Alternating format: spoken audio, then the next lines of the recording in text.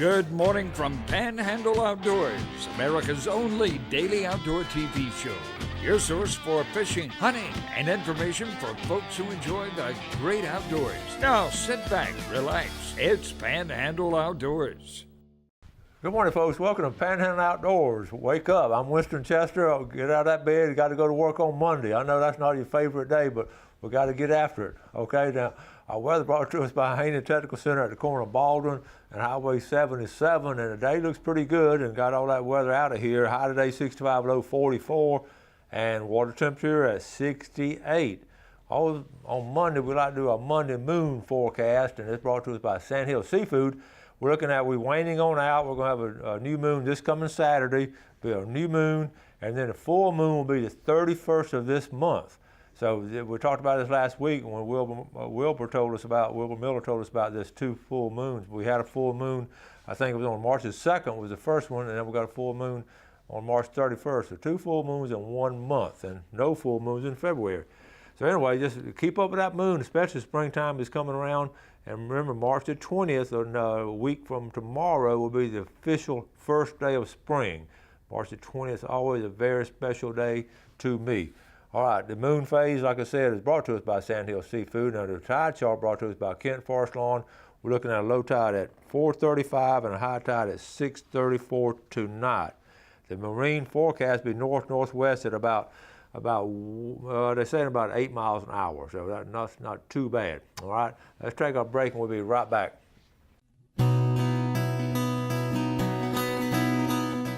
Okay, welcome back. Glad you was on Monday morning, getting the week started right here with Panhandle Outdoors, and everybody's excited about these Mondays because all kinds of good things happen on Mondays. You get to go back to work, and a lot of people are off on Monday to go fishing. But anyway, we're going to show a couple of pictures. Here, old Mark Deaton. Mark is a good fisherman, and here he is on Lake Seminole, and he was in the rain back there the other day, and but he's caught a nice bass in the rain. Good job, Mark Deaton. Y'all tell me you saw him on TV. Now, 1 month from tomorrow, April 13th, is that 21st Annual Bear Point Lady Spanish Mackerel Tournament. It's down locally here, and put on by some local folks. Stephanie Hobbs sort of in charge of it. Stephanie Marshall Hobbs does a great job, and we'll tell you more about it. But go and put that on your calendar so you can. It's ladies only. We've covered it before, and they have a lot of fun. They catch a lot of fish too, and they have nice shirts. You know how girls are having these really nice fishing shirts and all. So put that on your calendar. Okay, here your friends when they find out you bought a boat. There are a lot of them around having a good time, big party and all. Here's your friends when the day is done, and nobody helping you cleaning it up. That's a nice boat there anyway, but that is so true. Some of y'all know what I'm talking about. Here's a good email here from Mike Williams. He said, "Hey, Coach, I'm the one that emailed you a while back about coming to Panama City from Mariana to fish. Just wanted to share a picture of my son with a nice red he caught off of the jetties at St. Andrews. It measured 29 inches, and he was absolutely thrilled. We enjoyed the show. Please feel free to use this picture." Isn't that that's what I call a framer. You can see the state park in the background. That's a good area right there. And the redfish got a lot of spots on it on one side. I counted about 6 or 7. And that's as those rocks drop off, it's a good place to catch redfish. And I love to see these kids like that catching some fish. So that's special right there. So anyway, send your pictures in, and we'll certainly put them on, and we certainly enjoy doing that. Now, I also was talking about spring. I want to make sure that you understand we're like I said, we're right close to spring, a week away officially. But the signs of spring, one of the things I haven't heard every year, we talk about a red horse sucker. That's that freshwater fish that goes up in the little creeks and all, and I just have fond memories of it, but I haven't heard many reports. But this time of year now, they start taking off up there. So some of you freshwater guys, if you're up there catching them and all, or gigging them, whatever you do, let me know, because it's always a lot of fun things to do, and it's neat. Another sign of spring, one of the viewers called last week, and you know, the weather warming up, a lot of these kids get on these four-wheelers and all and take off and all. And so make sure that they're talking about a situation where up in Holmes County, a little girl had to be life flighted out of there because she'd had an accident on a four-wheeler. I just hate to hear stuff like that. So make sure if you have four-wheelers or have kinfolks or friends that have four-wheelers, just you never can preach safety enough to, especially to young people, because they just don't quite get it as far as safety. They want to put the hammer down and take off, and sometimes they have some bad results. So every year we have accidents in four-wheelers here in the Panhandle. So be sure and tell them, be careful and know the path they're going on. A lot of times they don't know the path, and that's what flips them over. So hopefully the young lady will be okay. But one of the viewers called and reminded me to remind all of our viewers of that. So I wanted to pass that on. Now, other things we want to be reminded of, we're talking about boat ramps and all. We've got some fairly good news. You know, the Carl Gray boat ramp, I have it up on the screen. The Carl Gray boat ramp is the go-to place, or has been the go-to place. It's right by Gulf Coast College. It's a real big boat ramp, but it's been in disrepair because it's sort of water, that sand washes in. You can't launch your boat there, and all that construction going on. It's just been a mess the last couple of years, and it's only small boats could get in there and all. And we kept thinking they're going to do something, and our local folks are trying their best. I know Greg Brudnicki, and he's been trying to get a project going, and the city commissioners, county commissioners, they're all trying to work together. And hopefully they have some long-range plans to put a really nice boat ramp in there. But right now, I'm going to zoom on in there to it so you know what I'm talking about. Right in the center of the page. Let's go on in here. I want to sort of, as I tell you about it, okay, there's this college right there. You see Carl Gray Park. Now, the boat ramp is going to be right there in the center. I'm going to zoom on in. Look, there's somebody fishing there this morning. And you see the sand, how it washes in and all. Here's what they're going to do, like a temporary fix. They're going to come in and dredge it out. The county has a machine they can dredge because they do all the dredging around the ditches and all. They're going to dredge it out temporarily so we can use it temporarily until the long-range plans are going to be fixed. And that long-range plan is really, really nice. And I don't understand why they don't get that oil spill money. That's another scenario. I'm just not that familiar with it. But that oil spill money that's what it's for, to help people use the water and all. And you know, I see some of them going to tourist development company and other commercial uses. That just makes me sick that it don't come to us, the people, to use it like that. So I don't know the details on it, but to me that's what you use it for. It's called Carl Gray Park. What's going on now? Everybody's been putting in over here Pretty Bayou. I'm gonna show you where, and I've been one of them too. Okay, here it is right here in the center of the page, Pretty Bayou. Okay, the other public boat ramp, and it's a public boat ramp, but it's so small. You see it right there? And people have been parking in these people's front yard. It's been a mess. Tickets have been bad words exchanged. Tickets have been given to people. There's just nowhere to park. If you don't get there early, you just can't park anywhere. But it's a good ramp. You can go on out Pretty Bayou and get on out in the West Bay, North Bay. But so that's one of the reasons they're doing this. But that's good news there. They're fixing up the Carl Gray boat ramp, and we'll just keep you posted on it. I know Greg's worked hard on it because he's a fisherman too, and some of our county commissioners were working on it too. So we'll pass the word on to you. They're going to get in there and make it a little bit better for this spring and summer. I know old buddy Scott Lindsay, he's been raring to go pompano fishing, and he'll have a place to go now. I also want to show you now what I'm thinking of it on the west side of the bridge is a boat ramp. Like I say, here's the west side of Hathaway Bridge. A lot of people don't even know about this boat ramp. See right there? Again, it's not a huge ramp, but it's good launching in there. And a lot of beach people use it. And you can fish, and fishing off those rocks and all. You see the people fishing off of it now. So that's all open to the public. All right, let's take our break and we'll be right back.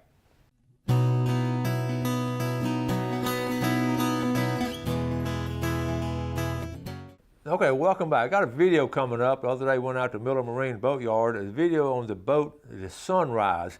And the Sunrise is a very special boat here in the history and the heritage of the Florida Panhandle. I'll give you a little bit of background on why I'm so tickled to see how it's been refurbished and all, and we'll get to that in the video. But the history of the Sunrise goes way back to the 60s, and the first captain, the guy that designed it, and worked on it, and this is on page, it's in my book, it's on page 237, I believe. But Captain, hit the wrong one there. Okay, let's see. I had a message from my granddaughter. She wants us to take her to lunch.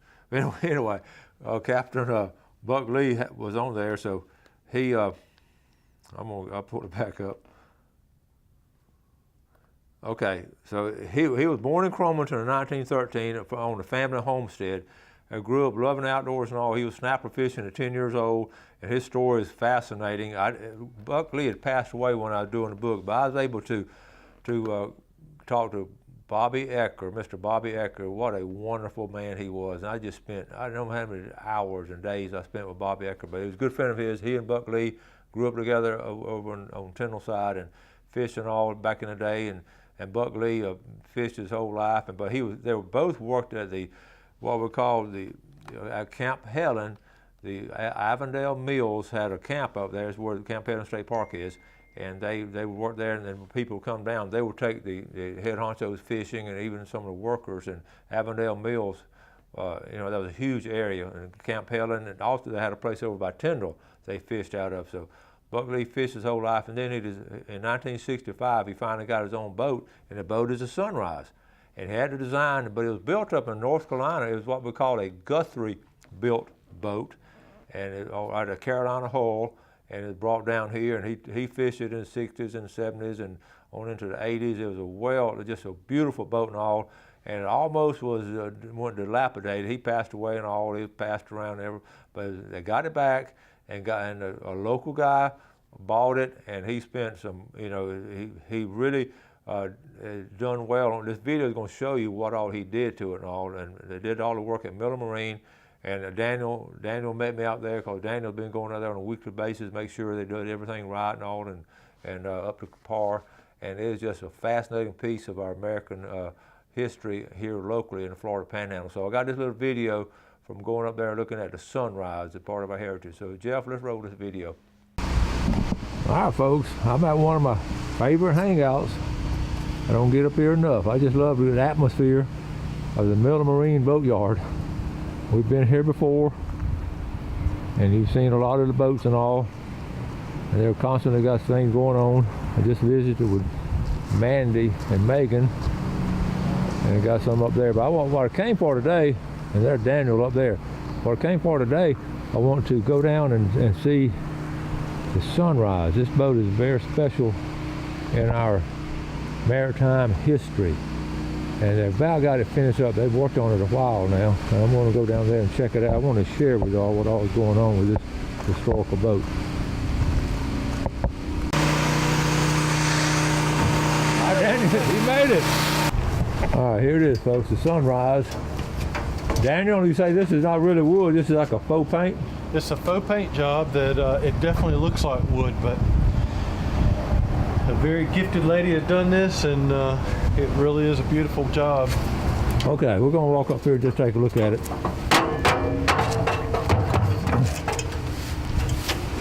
How long have they been working on it? Do you know? At least since about last September. Wow.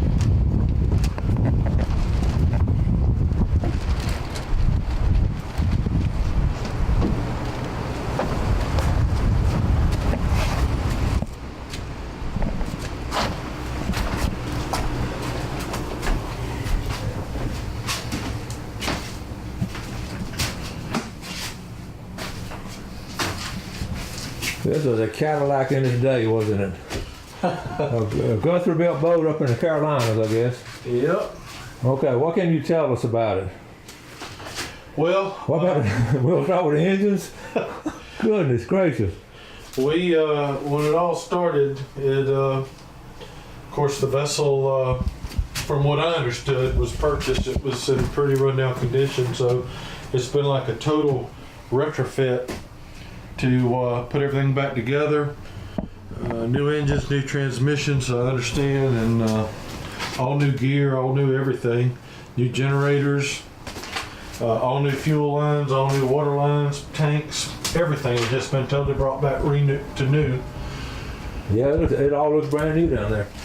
And what size are these engines? I'm not sure off the top of my head. Yeah. Because it's been a while since I did the initial part of that survey. Right. 670 horsepower each. 670 horsepower.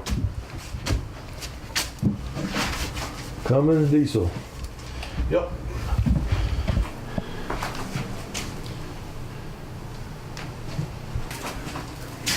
Like I said, I've been coming like 3 times a week since October. Look at this, the wood panel. I mean, this is real wood. Yeah, beautiful. Wow.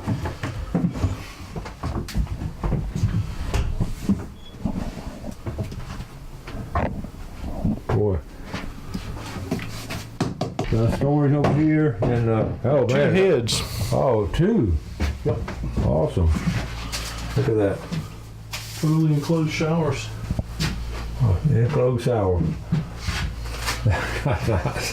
When you see such a beautiful old boat like this come back to life like this, Well, that's the beauty of it. Is that, like that you said, to me it's beats buying the nicest new thing on the market any day.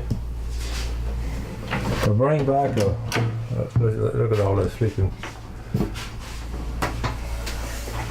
Man, to bring back like I said, an old boat like this, and to look like this is fascinating.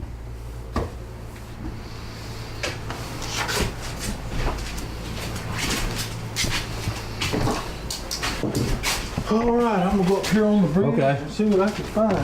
All right. All right. We're up here at the bird's eye view, up here on the bridge. Now, The power and all, it's still a long way from being where it needs to be. I already have these electronics located. and how often have you been coming out here? A couple times a week? About 2-3 times a week since September of last year, I think.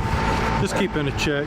Yeah. Yeah, it doesn't happen overnight. So everything about this boat from the bones ups had to be renewed. So it's really Wow. just have so much I done. mean, these chairs themselves, these are $high chairs. I mean, Absolutely. And wow. Look at you know, this. the owner is he's got a very definite taste, and he is he's really bringing this boat back beyond even what it originally was, as far as the quality and condition of all the fixtures. What is the length of it?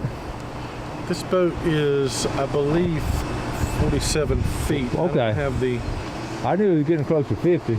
Yeah. Well, you look at, There is a paperwork on it. well, you can see the beauty of it, folks. Wow. Look at that.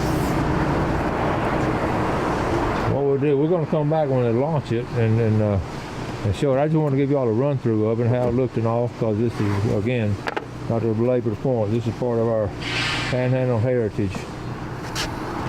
Bringing a boat like this back to life. Oh, there's Captain Marcus Raphael. Now, you may recognize that last name, Raphael, but you and this boat have been very close, right? I know this boat from St. Andrews, yes, sir. Yeah. What can you tell us about the history of this boat? Well, when I was little, this was the top of the line. We come pulling in the dock down there, it was the stuff. The people turned their head when this was Yes, coming sir, absolutely. in. What era was that? That 60s, was, 70s? yes, sir, that was in the 70s. Yeah. Now, Buck Lee had it at one time. Who had it for a while? Yeah, Buck had it, and then the Davises had it. Yeah. It's been around, but everybody that had this boat took very good care of it. Yeah. And so you're going to get to run it a little while? Yes, sir, You excited about it? absolutely. So y'all going to get in the water pretty soon? Yes, sir, tomorrow. Okay.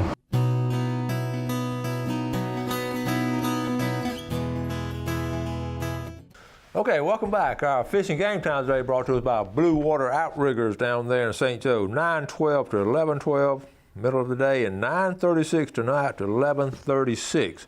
So I heard of a big flounder being caught in the St. Joe Canal last week. So there's still some big flounder around. They're back in the water, back into the base system now. So anyway, we'll get back to the video. It was a good video. Hope you enjoyed it. You see what a beautiful, beautiful boat that is. And it's, I'm so glad to see it. It's been saved and will be used now. Okay, so just want to show that to you. Hope you appreciated it. A couple of things real quick. I can use your feedback on something. We're in the process, Jeff and I and the whole crew and all kind of people. We're going to put a new set for Panhandle Outdoors. And if you have any ideas or suggestions, you email me or call me and say some of the things you'd like to see in the background. You see, we blow it up sometime with big people. We're going to change it all, and it's time for a new set. And we're looking forward to it. Next couple of weeks, putting a new set together. So anyway, to throw that out there. St. Andrews State Park, I'm getting word that a lot of times I get word, and then it's after all this stuff's been put in place, but then all of a sudden it's in the paper. This is all kind of stuff going on. But I got word they're redoing St. Andrews State Park, and some people don't like it. And because I guess they say they're modernized. Here's St. Andrews State Park here. It is one beautiful state park. We've camped there and fished there and all kind of stuff. Here's a campground here. What they're doing, they're knocking out some of these campgrounds, cutting some trees and paving some stuff and all. And I don't know about you, I just feel like a state park is a real Florida, natural. And if you can keep things natural and people enjoy it, then I just flat out like keeping it natural. And I'm just that way about it. All these state parks, I can go to all kind of condos and rental houses and stuff like that, all I want to, and pave bike tracks and all that pavement and all that stuff. I like to walk in the sand, walk on the dirt track, and walk out there and keep it natural. So I don't know what they're doing, but it just don't sound good to me. If y'all know more about it, let me know, and we'll pass it on to you. Plus all the money they're spending. I mean, there's nothing wrong with San Andreas State Park. They were saying it was flooded. Well, that's okay. I mean, it's going the campground is. I've camped in it last year. It's just beautiful, and if it gets a little damp and all, so be it. It gets damp. So be aware of that. Another thing too about San Andreas State Park, Tom Gurley, he sent a picture of a big old buck the other day. Still had his horns on. But they're getting ready to shed now, and San Andreas State Park is a good place to go looking for sheds, because you see the pictures. I show those bucks from San Andreas State Park all the time, and they'll be shedding, and what's going to happen, usually they're going to lose one and then lose it next day or two, or a week or so later they'll lose the other one. But that's a lot of fun things to do. Just make sure you always be aware of snakes and all this time of year, wear snake boots or stay on a good wide trail. And they're going to lose them in the same areas that they hang out in, the same areas where you've seen the rubs and the scrapes and all that, because they're going to do the same thing on the same kind of trees. A lot of times you'll find them right by the tree that they rubbed on in the fall, and just knock them off and all that. And then immediately they'll start regrowing within a week and all. So that's fascinating shed hunting. But San Andreas State Park and all these state parks are just special places. And we can go to any of them in the state of Florida. I love our state park system, and like I say, I like to just keep them natural. I enjoy walking in them natural. If I want to go on pavement, I can walk down the road. All right, got to wrap it up. Listen, we got a big week planned, all kind of special guests coming in, and some good information for you as an outdoorsman, and hopefully if you got the pictures, I'll send those. Wrap it up for today. You have a great day at work or whatever you're doing today. Always do something good for your fellow man. Enjoy the great outdoors, and God bless. Thanks for watching America's only daily outdoor TV show, Panhandle Outdoors with Winston Chester, featuring hunting, fishing, and other activities and information to help you enjoy the great outdoors. Join us next time for Panhandle Outdoors.